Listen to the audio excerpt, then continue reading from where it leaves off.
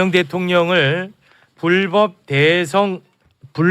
대북 송금으로 잡아놓기 위해서 박상용 검사가 이화영 변호인 서민석 변호사를 회유한 정황이 담긴 녹취 공개가 됐죠. 그래서 저희가 함께 들었습니다. 핵심은 크게 두 가지였어요. 어제 띄워드린 녹취는 이화영이 이재명이 주범이다라는 법정 진술을 하면 보석으로 빼줄 수 있다. 그리고 또 하나는 이화영도 협조하지 않으면 주변인들 수사하겠다. 이게 이제 크게 두 가지였습니다. 그런데 서민석 변호사가 추가 녹취를 공개를 했거든요. 추가 녹취를 보면은 박상용 검사가 진짜 다급한 것 같습니다. 2023년 6월 19일 서민석 변호사와 박상용 검사가 나눈 통화 녹취 함께 듣고 오겠습니다. 검찰에서 그건 입증해서 하면은 될 것 같은데. 아니 근데 그러면은 이화영 씨는 300만 불로 메이드 시키고 그 다음에 이재명 씨는 어떻게 해요? 이거 봐요. 물론 일부분이긴 하지만 이것만 보면은 이게 굉장히 이상한 대화거든요. 그럼 이재명 어떻게 해? 나는 이재명 잡는 게 목적인데 너네가 안 도와주면 이재명 나 못 잡잖아. 뭐 이렇게 들리잖아요. 네, 우리 봉지욱 기자님. 저거는 오늘 공개된 게 아닌데. 야, 요거 어제. 이건 어제. KBS를 통해서. 어제인데 결국에는 이제 이때 당시 이제 300만 불 방북 비용이 중요한 거잖아요. 근데 이게 오늘 공개된 거는 이제 이보다 한 달 앞선 5월 25일이거든요. 한 달 앞선. 오늘 거를 다루면서 뒤에 걸 붙여서 좀 봐야 될 것 같아요. 오늘 거 그럼 준비가 돼 있나요? 오늘 저한테 준비를 하라고 싶습니다. 아니 그게 아니고 서로 밀어 왜? 방송 자료는 자체적으로 하셔야지. 아니 그게 아니고 저희가 이 녹취를 제공을 좀 받으려고. 아니 그거 말고 오늘 오전에 국정조사특위 전체 회의에서 맞습니다. 오늘 전체 회의가 있었어요. 전용기 의원이 아침에 뉴스공장에선 짤막하게 몇 개 나왔잖아요. 앞뒤 내용이 담긴 풀 버전 4분 30초짜리를 공개를 했어요. 근데 거기를 들어보시면 내용이 이제 예를 들면 그게 이제, 준비됐답니다. 준비됐죠. 네, 준비됐답니다. 들어보시죠. 네, 함께 들어보겠습니다. 제가 권사님 말씀을 그대로 전달을 하고. 아닙니다. 제가 지금 해주십사 하는 거는 왜요? 그럼 변명하시게? 내일 할게요. 기다리세요. 그 이부 시사를 한 번만 봐주시면 안 되겠습니까? 내일은 내가 안 되는데. 조금이라도 저희가 하루 종일 불러놓고 밤에도 있으니까요. 잠시라도 와서 얘기를 좀 들어주시면 안 되겠습니까? 지금 이부 시사는 서민석 변호사님을 한 번만 좀 불러달라고 그렇게 얘기를 하는데. 오늘도 만났는데. 근데 오늘 만났는데 또 제 얘기를 들었잖아요. 새로운 얘기를 그러니까는 또 이걸 어떻게 해야 되나. 내가 이거 인정하면 죽는다 그랬는데 이거 어떻게 해야 되나. 네, 요거 들어보면은 박상용이가 아주 그냥 애원을 합니다. 애원을 해. 근데 이제 재밌는 게 전용기 의원이 머리를 잘 썼어요. 뉴스공장에서는 일부가 나가니까 지금 박상용이나 국민의힘은 다 까라고 했잖아요. 통으로 4분 40초를 다 깐 거예요. 저게 다 깠는데 저 얘기를 그러니까 국회에서 저 일이 벌어질 때 박상용 검사가 오늘 CBS 박성태 뉴스쇼에 나왔더라고요. 그러면서 그게 아니고 이거는 서민석 변호사가 뭐 종범을 만들어 달라는 등 봐달라는 등 해서 나는 거기에 대해서 친절하게 설명을 해줬을 뿐이다라는 건데 저거는 친절하게 설명을 해주는 게 아니라 아주 울려고 하잖아요. 애원이죠. 애원. 말을 더듬으면서 거의 울기 직전이야. 맞습니다. 근데 7번 자료 보여주세요. 이게 이제 녹음 파일만 들어서는 앞뒤성을 잘 모르니까 7번 자료를 보면 2023년 5월 17일 연호회 술 파티가 기점이에요. 그렇습니다. 이때부터 이화영 부지사가 약간 흔들려요. 흔들려서 이틀 뒤인 5월 19일에는 본인의 자필 진술서를 내면서 박상용에게 5회차 피의자 신문 조서, 피의자 신문을 받습니다. 조서가 꾸며져요. 그게 자필 진술서가 뭐냐면 4번 자료 보여주세요. 이 뭐야? 4번 자료를 보시면 여기 자필 진술서 읽어봐 주시죠. 본인은 쌍방울 김성태 전 회장이 북한의 요청에 따라 대북 송금을 하였다고 얘기하여서 들은 바가 있었으며 대략의 흐름을 이해하고 있었습니다. 그리고 이재명 지사에게 김성태 전 회장이 이재명 지사에게 도움을 주려고 노력하였다고 말씀드린 적이 있다고 기억하고 있습니다. 당시 이재명 지사는 알았다고 말한 것 같습니다. 추후에 기억나는 대로 보충해서 말씀드리겠습니다. 이게 이제 통상적으로 대장동 사건도 그렇고 뭔가 이렇게 진술의 조작이 시작될 때 자필로 쓰게 합니다. 네, 나중에 뭐 내가 강압으로 한 거 아니에요, 회유 아니에요, 이거를 하기 위해서 자필을 쓰게 만든 다음에 그날 자필을 쓰게 만들고 조사를 해요. 그래서 1번 자료 보시면 피의자 신문조서 제 5회 예, 요거를 이제 작성을 하는데 2번 자료 네, 이 내용을 한번 봐주시죠. 영화 같아. 네. 자, 질문 제가 질문할게요. 네. 자필 진술서의 내용은 쌍방울 그룹 대북 송금에 대해 김성태 회장으로부터 들어서 흐름을 이해하고 있었다. 이재명 지사에게 이를 말씀드린 적이 있다는 내용인데 맞는가요? 예, 그런데 대북 송금에 대해 직접적으로 이재명 지사에게 말씀드렸다는 취지가 아니라 김성태 회장이 이재명 지사에게 도움을 주려고 노력하고 있다는 취지로 말씀드렸다는 겁니다. 어떠한 내용에 대해서 김성태 회장이 이재명 지사에게 도움을 주려고 노력했다는 건가요? 대북 관계 등에 대해서입니다. 구체적인 내용은 제가 차차 말씀드리고자 합니다.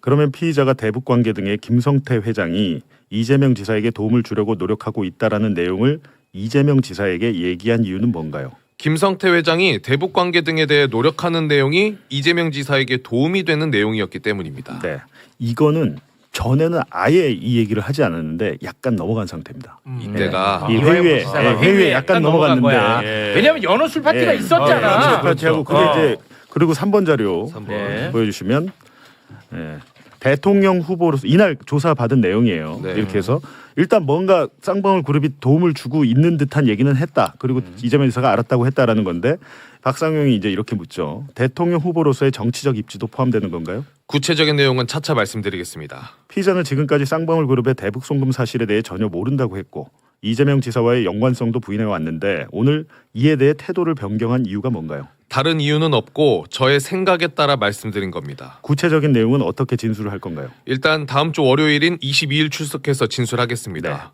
요렇게 이날 조사가 끝나요. 요렇게 이제 끝이 납니다. 5월 19일에. 지금 딱 보면 뭔가 회유가 약간 먹혔는데 확실하게 시원하게 말이 안 나오고 시원하진 않아. 마지막에 22일에 얘기를 하겠습니다. 네. 구체적으로. 본인도 엄청나게 고민을 했겠죠. 이거에 대해서. 그렇겠죠. 왜냐면 없는 거를 말을 해야 되니까. 맞습니다. 네. 그리고 나서 다시 타임라인 보여주시죠. 타임라인 보여주시면 자, 지금 우리가 본 거는 5월 19일입니다. 19일에 자필 진술 제출을 조사 받았죠. 22일에 하기로 했는데 이날 조사를 아마 거부한 것 같아요. 맞죠? 거부하고 24일에 받습니다. 24일에 조사를 받는데 24일에 26일에 내가 답을 하겠다고 약속을 했나 보네. 그러니까 박상윤이가 애원을 하나 보네. 잠깐. 야, 좋았다. 복지국 좋았다. 타임라인 좋았다. 이제 이해가 좀 되네. 24일에도 5번 자료. 와, 이제 좀 이해되네. 5번 자료를 보여주시면 24일. 이게 이제 22일에 했던 걸 이틀 뒤에 해가지고 24일에 한 거잖아요. 네. 24일에 보면 우측에 예. 피의자는 지난 조사에서 대북 송금과 관련해 일부 자백을 하는 취지로 진술서와 피의자 신문 조서가 작성됐는데 지금도 입장은 동일한가요? 예, 그렇습니다. 지난 피의자 신문 조서에서는 이번 주 월요일인 5월 22일경부터 자백한 부분에 대해 구체적인 진술을 하기로 했는데 오늘 24일 수요일이 돼서야 진술을 하게 된 이유는 뭔가요? 그동안 구체적인 입장 정리하기 위해서 변호인 접견 및 상의를 하느라 시간이 필요했습니다. 오늘 이후에도 시간이 좀 더 필요할 걸로 생각됩니다. 구체적 조사는 오는 금요일인 26일에 받도록 하겠습니다. 이렇게 하고 좋았다. 이화영 부지사가 서민석 변호사를 오라고 해요. 와, 난리가 났네. 다음 날인 5월 25일에 접견을 해서 사실은 박상용이 나한테 이런저런 회유와 압박을 했다라고 접견을 하면서 얘기해. 얘기하고 서민석 변호사 깜짝 놀라 처음 들은 거예요. 처음 들은 거예요. 처음 듣고 접견을 마치고 딱 나왔는데 구치소를 나오고 있는데 박상용이한테 전화가 온 겁니다. 그 전화가 아까 그 전화. 그 전화가 짧으니까 다시 한번 듣자. 요렇게 들어보세요. 복지국 좋았다. 너무 이제 이해가 확 되네. 이제 이해가 돼. 야, 지금 감질만 나게 딱 해놓고 계속 미루니까 서 변호사를 만나잖아요. 또 미뤘잖아. 내가 26일에 하겠다. 안달이 25일에 실제로 접견이 됐고 야, 이화영이를 설득하려면 서민석만 잡으면 되겠구나. 이렇게 생각을 한 거죠. 그러네. 그리고 통화를 아니, 한 거예요. 나 정리가 우리가 자 박상윤, 내가 박상윤이라고 잠깐만 빙의해봐. 이거 거의 다 됐어 진짜. 거의 다 됐는데 자꾸만 조금씩 밀어. 난 아주 죽을 맛이야. 지금 거의 다 됐는데 야씨 안 되겠다. 서민석 전화하자. 전화 통화 듣겠습니다. 제가 권사님 말씀을 그대로 전달을 하고 아닙니다. 제가 지금 해주십사 하는 거는 왜요? 진짜 그럼 어려운 변명하시게? 부분인데 내일 할게요. 기다리세요. 그 이부지사를 한 번만 봐주시면 안 되겠습니까? 내일은 내가 안 되는데. 조금이라도 저희가 하루 종일 불러놓고 밤에도 있으니까요. 잠시라도 와서 얘기를 좀 들어주시면 안 되겠습니까? 지금 이부지사는 서민석 변호사님을 한 번만 좀 불러달라고 이렇게 얘기를 또 하는데. 오늘도 만났는데. 근데 오늘 만났는데 또 제 얘기를 들었잖아요. 새로운 얘기를 그러니까 나니까는 또 이걸 어떻게 해야 되나. 내가 이거 인정하면 죽는다 그랬는데 이거 어떻게 해야 되나. 와, 야, 시간 순으로 하니까 이해가 지금 되다. 5월 25일에 이게 통화를 하는 거는 내일 박상영 입장에서 내일 제가 이화영 불러서 조사할 건데 제발 좀 와달라. 잠깐만요. 제발 좀 우리 조사 받을 때 와달라고 서민석 변호사가 안 가요. 안 갔어? 안 가. 왜? 안 들어준 거죠. 위험하니까? 저 청탁을 안 들어준 거죠. 그러니까 위험하다고 맞나 보네. 서민석 변호사가 일정 부분 많은 오해를 받은 건 사실인 것 같아요. 이걸 보니까 제가 자료를 쭉 보고 녹음 파일 들어보니까 왜냐하면 서민석 변호사가 전화를 지금 다 녹취가 나오지는 않았지만 우리는 아예 자폭할까도 생각 중이다. 그냥 우리 죽자 그냥. 나중에 뭐 어떻게 되겠지. 협조하지 않겠다. 왜냐하면 서민석 변호사 얘기 마찬가지로 제3자 뇌물 100억 뇌물은 더 세요. 형이 잘못하면. 그걸 할 바에 그냥 우리 저 쌍방울 그 뇌물 그런 걸로 죽자. 이런 말까지 했던데 어찌됐든 다음 날 실제로 이화영을 불러서 조사했습니다. 그게 6번 자료. 다음 날 불러가지고 조사를 또 했어.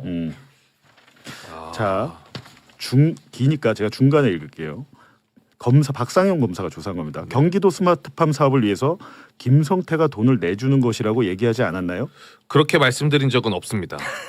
그리고 그 밑에 문단 맨 마지막 그 밑에 다른 자료 피의자는 이재명 지사의 방북을 위해 그 방북 비용을 김성태가 북한에 지급한 사실을 알고 있나요?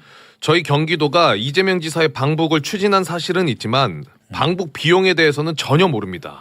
자, 망했어. 박상용이가 울면서 부탁을 했는데 망했어. 오히려 그나마 조금 말하려고 하다 뒤집어 버려요. 뒤집었는데 망했어. 난리가 났어. 난리가 나서 6월 조사서부터는 박상용이 잠깐 퇴장, 너 실패. 송민경 검사가 투입이 돼요. 다른 검사. 송민경이가 6월 2일, 6월 7일, 6월 9일, 6월 12일 계속해서 이화영을 압박을 하는데 진술을 거부합니다. 그래요. 그리고 6월 10일 송민경이가 안 맥히니까 박상영이가 다시 나타나. 6월 14일, 15일, 16일, 18일, 21일, 22일, 6월 30일 박상영이가 해요. 그러니까 이런 상황이에요 전체적으로. 야 이제 보인다. 이제 보여. 박상영이가 재등판했을 때 6월 14일과 15일에 약간 또 옛날에 진술했던 것처럼 보고는 뭐 했죠. 뭐 방북 비용 이런 건 아니고 쌍방울이 좀 도와주고 있다는 취지로 똑같은 얘기를 해요. 약간 기대할 수 있게. 박상영이가 다시 신났어. 6월 14일, 15일 이 얘기를 했다가 16일, 18일에 뒤집어 버려 다시. 또 뒤집어. 이화영 변호사가 다시 뒤집으니까 6월 19일에 또 통화를 하는 거예요. 그래서 우리가 들은 게 6월 19일 통화구나. 이 진술이 나올랑말랑 할 때 통화하고 뒤집었다가 인정했다가 다시 뒤집었을 때 또 통화. 봐봐 앞에서는 보니까 애원이야. 근데 6월 19일을 보면은 이제는 구체적으로 너가 잘 도와주면 이재명이 주범이라고 하면은 보석도 해준다라고 구체적인 서비스가 들어갑니다. 근데 그것도 또 안 먹히면은 야, 너 주변 사람들 조사한다. 씩 들어가. 이제 보인다. 그러니까 이게 전체적인 맥락을 이렇게 보시면 돼요. 잠깐 6월 14일, 15일 14일, 15일에는 박상윤이가 재등판해서 하는데 이때 그때는 다시 이제 맨 처음에 약간 인정해 잡힐 진술서처럼 약간 그런 취지로 얘기를 하다가 6월 18일에 다시 번복. 그런 일 없다고 사실은 그런 거 사실 아니다라고 뒤집으니까 원점으로 온 거 아닙니까 지금. 근데 박상윤이가 6월 19일에 서민석에게 전화를 하는 거죠. 구체적인 딜을 제시하는 겁니다. 그거는. 정리가 전에는 막연하게 하다가 구체적으로 딜을 제시하면서 협박을 하죠. 주변 털겠다. 얘도 이제 고민을 했겠지. 박상용이도. 그 혹시 그러면 그때 그 검사실에서 조사 받을 때 변호사는 누구였어요? 그게 설주환 변호사예요. 그게 지금 그 이게 유명한 소비자 설주환 신문을 변호사야. 보니까 저는 개인적으로 설주환 변호사와 박상용 검사의 통화 녹음 파일이 훨씬 더 많을 거라고 봅니다. 저는. 처음에는 설주환을 이용해서 어떻게 하려고 했던 것 같아요. 예. 그러다가 안 되고 이화영 부지사는 설주환을 믿었던 것 같지도 않고 서민석 변호사에 의존을 하니까. 근데 실제로 서민석 변호사가 증인신문 이렇게 법정 증인신문 기록을 보면 사건에 대해서 내용 파악을 잘하고 있고 변론을 잘했어요. 그건 제가 이제 수사 기록을 검토하면서 보니까 이화영 부지사가 서민석한테 의존하는 사실을 알고 설주환을 별로 믿지 않는다는 것을 눈치챈 후에 아까처럼 읍소하는. 내일 이화영 부를 거니까 제발 좀 한번 와달라고. 이게 할 수 있는 얘기입니까 변호사한테? 말도 안 되는 얘기지. 세상에 수사하는 검사가 피의자의 변호인에게 제발 좀 검찰청 한번 와달라고. 이거 5월 19일 자필진 순서 제출할 때 설주환 변호사도 같이 그렇죠. 서명을 했네요. 자필 순서 다시 한번 이제 4번 자료 하단에 보시면 설주환 사인. 설주환 여기 이제 설주환. 지금 예. 이 설주환이 지금 개혁신당에 가 있잖아요. 아니 지금 어디로? 들어간 건 아니고 자문 변호사. 그때 뭐 자문했던 네. 걸로 저는 알고 하여튼 있습니다. 이분이 약간 민주당에서 뭐 정치적인 야망, 정치 지망생이었는데 거기서 뭐가 좀 잘 안 되는 나갔는데 본인이 이 사실에 대해서 제일 잘할 거 아닙니까? 녹음 파일도 있을 거라고 저는 봅니다. 네. 자, 또 역시 댓글에서 엉뚱한 것으로 지금 논의가 새고 있는데요. 예. 어제부터 조채용 매불쇼의 기조는 명확합니다. 서민석 변호사가 검찰에 협조했는지 말았는지 안 했던 건지 이거는 매불쇼는 논외로 하고 있습니다. 이게 본질이 아니기 때문에요. 박상용이 잡는데 저는 일단 박상용 올인합니다. 가야죠. 박상용. 박상용이 잡겠습니다. 예, 저는. 맞습니다. 예. 우리 김광민 변호사님 뭐 전 오늘 왜 불렀는지 나왔으니까 뭐라도 하세요. 네. 얘기를 좀 하면요. 22일부터 23, 2, 3, 4, 5, 6 전부 다 검찰에 나가요. 부지사님이. 5월? 예. 2023년 예, 5월. 검찰에 나가고 나가서 진술을 안 합니다. 예, 진술을 안 하고 그러다가 25일 날 이제 그 서민석 변호사가 박상용이랑 통화를 하고 그 통화에서 내일 좀 내가 하루 종일 그 이화영 부지사 밤늦게까지 데리고 있을 거니까 잠깐이라도 와달라라고 얘기하잖아요. 예. 예, 그래서 실제로 26일 날 오전에 서민석 변호사가 갑니다. 검찰에. 검찰에 가서 10시 반부터 11시 반까지 1시간 검찰에서 접견을 하고 접견을 하고 서민석 변호사는 가시고 오후에 다시 설주환 변호사가 들어와요.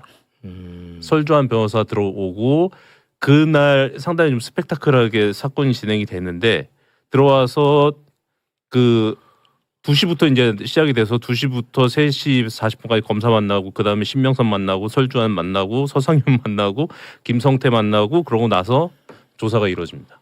조사가 이루어지는데 일단은 이화영 부지사는 여기서 이날 조사에서 박상용 검사는 좀 다퉜던 것 같아요. 좀 다퉈서 날이는 한이 많이 막 이렇게 싸움이 나고 그러다가 야 내가 이 정도 얘기했는데 이거 자백 아니야? 그러니까 박상용은 자백 아니다. 뭐 이렇게 네가 자백 아니라고 생각하면 나 어쩔 수 없다. 날이는 안 하겠다. 뭐 이런 내용까지 왔다 갔다 한 것 같습니다. 근데 진짜 내가 이화영이라고 생각하면 진짜 밖이랑 일단 차단돼 있고. 그렇죠. 와, 이거 정말 너무너무 정신없고 고통스러울 것 같아요. 주변인 당할 수 있다. 공포도 있고. 공포도 있고. 그러니까 아, 박상용이 투입됐다가 송민경이 투입됐다가 다시 박상용 이거는 박상용의 단독 이 행위가 아니에요. 이건 불가능한 거 어떻게 평검사가 이걸 합니까? 말도 안 되는 얘기고. 네.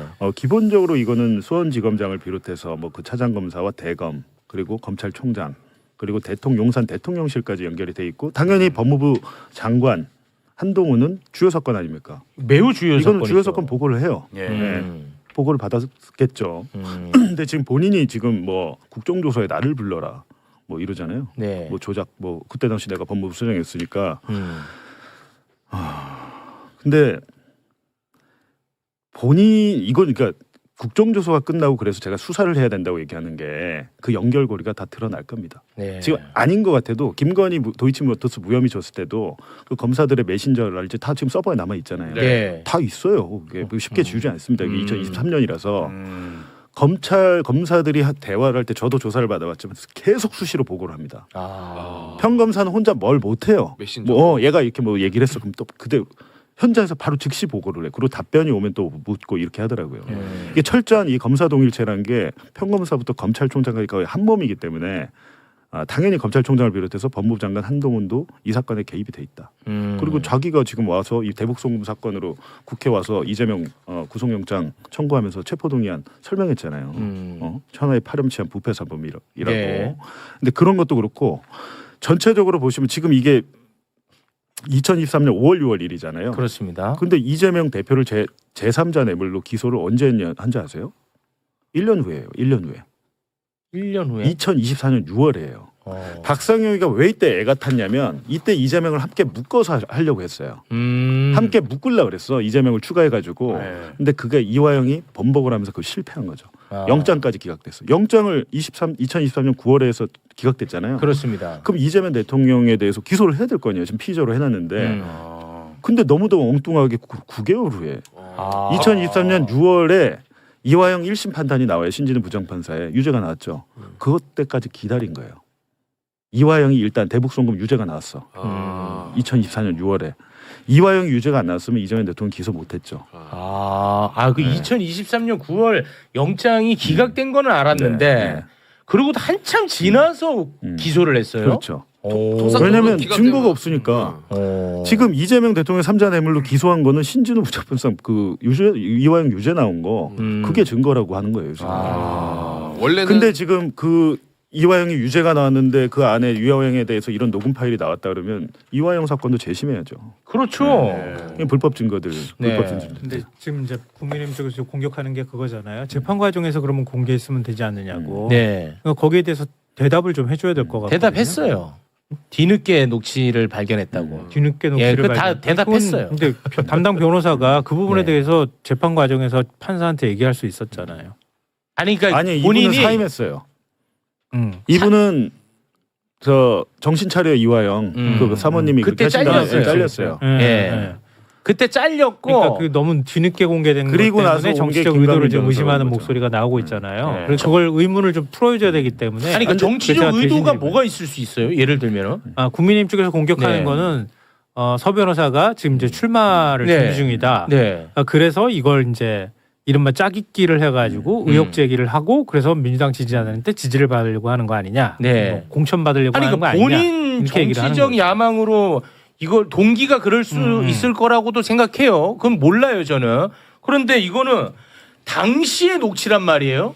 그러니까. 네, 이거를 뭐 지금 바꿀 수는 없는 문제 그래서 아닙니까? 또 하나 나오는 논리가 그럼 당시에 그걸 얘기를 했었어야지. 그때는 인지하지 이렇게 못했다는 얘기를 거예요. 이 변호사 입장에서는 그래서 일단 제가- 변호사도 잘렸고. 그래서 제가 그걸 대신 한번 듣고 싶어서 그래서 질문을 드려본 거예요. 왜냐하면 네. 그 의문을 가진 분들이 아니, 있을 수 근데 있거든요. 서민석 변호사는 이화영이 검찰 조사 받을 때 동석한 변호사가 아니었기 때문에 안에서 무슨 일이 일어난지 잘 몰랐던 것 같아요. 실제로 이날 통화 녹음 파일을 보니까 박상영한테 되묻기도 하더라고. 아 그래요? 뭐 이렇게 물으니까 박상영이가 아유 저랑 이화영이랑은 얘기 다 끝났고요. 당신이 가서 설득만 하면 돼요. 요 취지로 얘기를 하고 있잖아요. 네. 근데 그런 상황이었는데 뭐 말씀하셨듯이 국민의힘 측에 그렇게 치면 국민의힘은 왜 박상영을 실드 칩니까? 그건 무슨 목적이죠? 그게 아니라 이거는 어떤 정치적 목적이 있어도 돼요. 없어도 되는데 근데 그거는 그냥 이 중요하지 않다는 워딩 거야. 자체가 조작이 안 된 거면 되는 거예요. 자 댓글에 내가 서민석을 언제 변호했어? 그건 중요하지가 않다니까. 이거는 이번에 녹음된 녹취가 아니잖아. 네. 이 사람의 목적과 의도가 뭐가 중요하냐는 거야 나는. 그거는 그대로 우리가 판단하면 되는 거고. 그렇지. 우리는 이 내용 자체로 얘기하자고 내가 그래서 계속 얘기하는 거잖아. 우선은 서민석 변호사가 네. 그 당시에 얘기를 했냐 안 했냐라는 거는 사실 재판의 쟁점은 아닙니다. 그러니까 그러니까 박상용이 서민석에게 딜을 쳤다.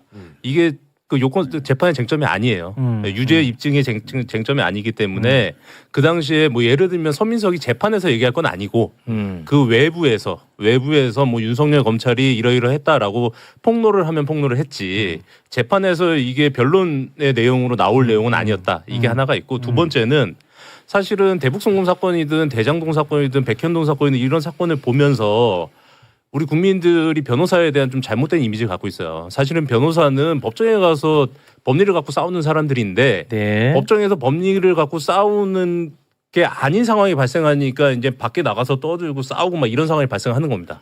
발생하는 거고 서민석 변호사 같은 경우는 평생을 법관으로 살다가 변호사가 되신 분이에요. 네. 네, 그렇기 때문에 이분은 법리 갖고만 싸우시는 게 돼 있는 분입니다. 그러니까 이 양반한테 평생을 법률만 갖고 싸우고 법정에서만 싸우고 법정 밖에서 얘기하는 건 변호사로서 뭐 할 일이 아니다라고 생각하시는 분한테 너 왜 그때 밖에 나와서 안 떠들었냐라고 얘기를 하면 이거는 뭐 그분한테 그분의 역할 외의 역할을 바라는 거고 그러다 최근 들어서 이거 얘기가 나온 거는 제가 다른 데서 이미 얘기했는데 관련해서 저희가 먼저 권유를 해드렸어요. 그때 상황에 대해서 유일한 목격자가 당신이니 당신께서 용기를 내서 좀 말씀해 주시라. 그래서 이제 기자회견을 하신 거죠. 기자는 회견을 해서 그 당시에 이러이러한 조작 회유 압박이 있었다라고 하셨고 여기까지는 팩트고 그 다음에 이제 최근 들어서 이제 녹취록이 나왔는데 녹취록 나온 거는 서민석 변호사 얘기에 따르면 뒤늦게 파일을 찾았다. 이 부분이 있는 거고 그 아까 봉주 기자님 말씀하신 거 조금 제가 보탤 게 하나가 있는데 박상용 등판했다가 송경민 왔다가 뭐 이 부분이 약간 좀 그 첨언을 해드리면 역할 분담이 있었습니다.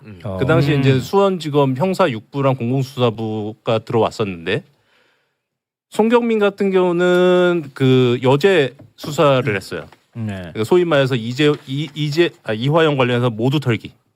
주변 싹 다 털기 이거고 대북송금 말고 네, 싹 다 털기. 그 다음에 한강일 검사라고 있는데 이분은 이재명과 이화영이 관련됐던 걸로 추측되는 다른 사건들이 있습니다. 이 사건 관련해서 털기. 그리고 이 지금 나오는 박상용 검사는 쌍방울 관련돼서. 네, 그래서 처음에는 송경민이랑 박상용이 경쟁을 했어요. 경쟁을 해가지고 야 니네 둘이 좀 먼저 메이드 해봐. 메이드한 사람이 이기는 거야. 네, 송경민이 좀 선배거든요. 그러다가 송민경. 네, 그러다가 그 박상용이 하는데 아까 봉 기자님 얘기한 것처럼 이화영이 애를 먹이니까 송경민이 모두 털기로 해가지고 송민경이 모두 털기로 해가지고 예, 주변 싹 다 턴 겁니다. 싹 다 털고 싹 다 털어서 압박해놓고 다시 박상용한테 보내. 그래서 저런 답변을 듣고 싶어서 질문한 거예요. 네. 아니 그러니까 저는 이게 댓글에서 자꾸만 나한테 서민석을 자꾸 실드 친다고 하는데 내가 실드 칠 이유가 뭐가 있어? 서민석을. 아니 근데 이렇게 보면 되잖아요. 그런 댓글이 많아요. 아니 계속 올라오니까. 도둑이 강도를 신고했어. 112로. 그럼 112에서 야 너 도둑이니까 네 신고 안 받아. 이게 됩니까? 가서 강도범 잡아야 될 거 아니에요. 근데 그게 도둑인지 아닌지 지금 쟁점이 아니에요. 이 강도살인 사건이니까.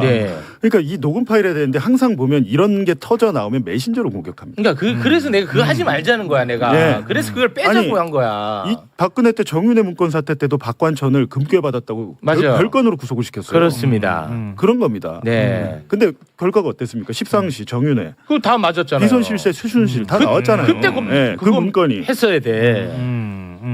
그리고 사실 이 말씀 좀 드리고 싶은데요. 저희가 이제 누군가를 평가할 때 좀 너무 냉정한 것 같아요. 예를 들면 윤석열 정권 때 사실은 지금이야 뭐 어느 정도 잊어버릴 수 있긴 하겠지만 그 당시 정말 무서운 엄혹한 시절이었거든요.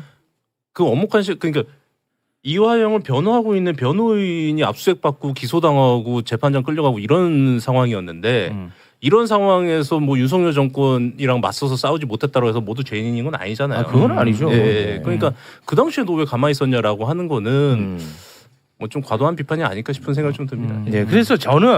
그래서 난 서민석을 좀 빼고 얘기하자는 거였어. 그래서 근데 자꾸만 저한테 아니 근데 저는 오히려 지금 제가 오늘 설명을 드렸지만 저도 약간 서민석 변호사가 박상영이랑 붙어 먹어서 이화영을 이렇게 회유하려고 한 거 아닌가 공동으로. 오늘 녹음 파일 듣고 앞뒤 피의자 신문조서를 보니까 아니에요.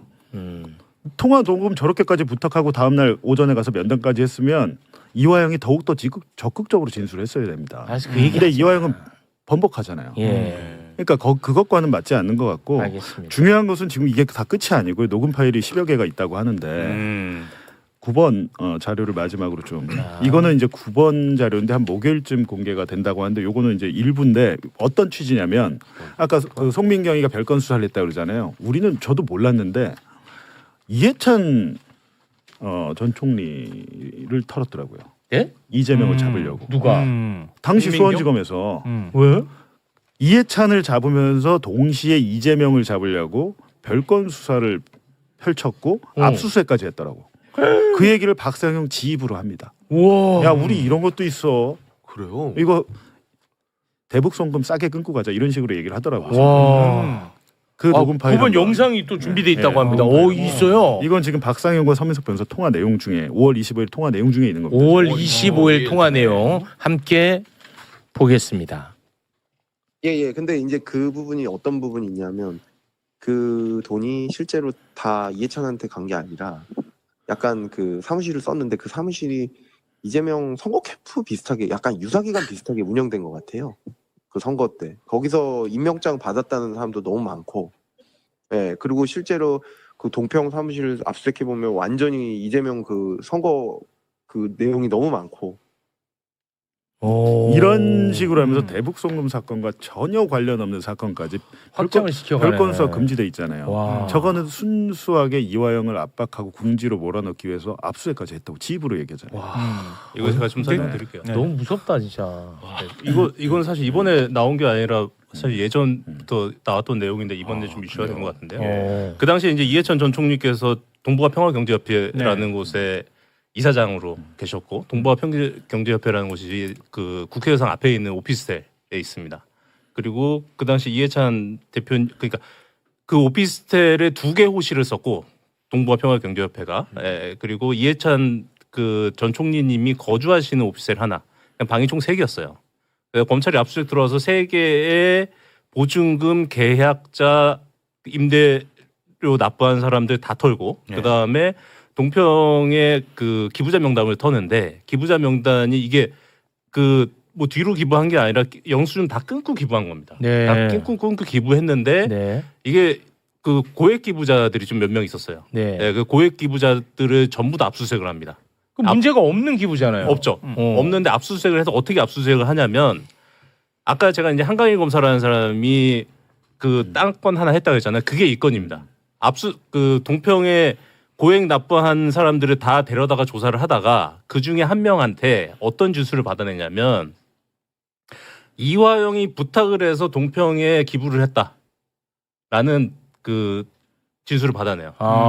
지수를 받아내서, 그러면 너 이화영이라 해가지고 이해찬한테 뇌물을 준 거고, 이해찬한테 뇌물 준 건데 이거는 결국 이재명, 이렇게 그림을 만들어가기 시작을 합니다. 만들어가기 시작을 하고, 그 다음에 이 사무실 3개였다고 했잖아요. 사무실 3개인데 어떤 상황이 발생하냐면, 예를 들면 A라는 사람이 쓰던 사무실을 빼고 이름을 바꿔서 동평에 가야 되는 건데, 그게 아니라 이제 동평이 이거를 그냥 인수하면서 이제 그러면 내일부터 다음 달부터 우리가 임대료 낼게, 이런 식으로 사용한 사무실이 있었던 거예요.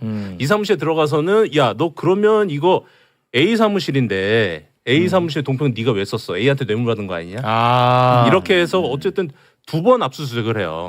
2번 압수수색을 하고, 2번 압수수색을 할 때 그 압수수색 입회 변호사가 현근택 변호사였습니다. 근데 그 당시에 이제 현근택 변호사가 김용 사건을 변호를 하고 있을 때인데, 갑자기 압수수색이 들어왔다고 하니까 이해창 총리께서 이제 아시는 변호사들한테 요청을 했겠죠. 그래서 현근택 변호사가 오셨고, 현근택 변호사는 그 건으로 해서 그때부터 이화영 변호를 한 거예요. 변호를 했다가 스텝이 꼬여가지고 압수수색 당하고 기소당하면서 빠져나가고. 무죄 나왔죠. 예. 그러니까 무지막지한 거죠. 그 현근택 변호사 그 변호사를 압수수색하고 기소를 무죄 나왔어요. 그러니까 말도 안 되는 일이잖아요. 이게 지금 이 건만 있는 게 아니고 한 서너 건이 더 별건이 있는데. 무섭다 진짜. 도대체 저 이해찬의 동북아 평화재단하고 이 사건하고 무슨 관계가 있습니까? 그렇습니다. 아무 관계가 없어요. 그냥 이화영을 보고 돈을 줬습니다. 그 한마디를, 이게 제 사건도 그렇고 항상 얘들이 수사를 가지를 뻗어 나갈 때 증거와 증인이 겹칩니다, 이렇게 얘기해요.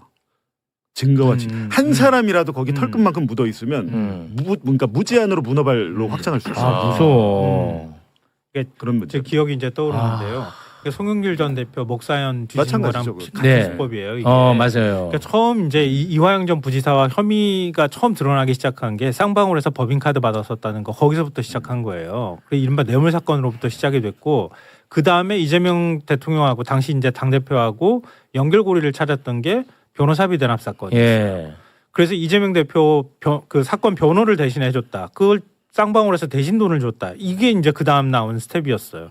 그거 가지고 탈탈 털었는데 이재명 대표하고 나올 게 별로 없는 거야. 안 나오는 거야. 그리고 또 오히려 검찰 출신들이 더 많이 갔다고 하는 반박에 부딪혔어요. 맞아요. 그리고 뒤지고 나온 게 그 다음에 대북 송금 사건이었던 맞습니다. 거예요. 계속 별건을 가다가 마지막 그것도 잘 안 되고 그러는 과정이니 이화영 전 부지사를 평화부지사로 임명하게 해준 사람, 영향력을 행사한 사람이 이해찬 전 대표였다. 그래서 이해찬 전 대표를 또 건드린 거야.